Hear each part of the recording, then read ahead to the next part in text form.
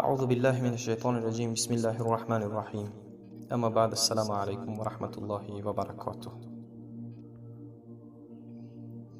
آیا می دانید که دعایی هست که با خواندن آن دعا دروازه های آسمان گشوده می شود؟ دعا بسیار کوتاه و مختصر است و همه ما می توانیم حفظش کنیم، ولی خیلی آدم ها از این دعا بیخبرند.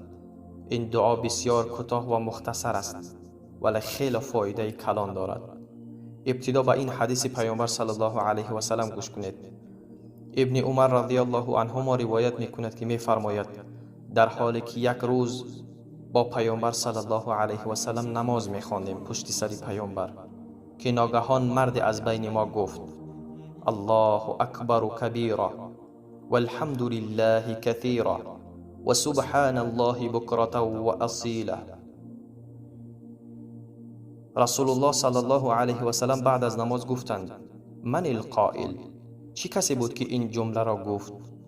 یکی از بین ما گفت که من بودم یا رسول الله. پیامبر صلی الله علیه و سلم فرمودند: عجبت لها. من در تعجب و در حیرت ماندم از این دعا. از این دعایی که تو خواندی فتحت لها ابواب السماء، یعنی دروازه های آسمان گشاده شد وقتی که تو این دعا را خواندی. برادران و خواهران عزیز، این دعا خیلی کوتاه و مختصر است، ولی چگونه گفتیم فواید زیادی دارد. یک بار دیگر این دعا را تکرار میکنیم: الله اکبر کبیرا والحمد لله کثیرا و سبحان الله بکرة و اصیلا. السلام علیکم و رحمت الله.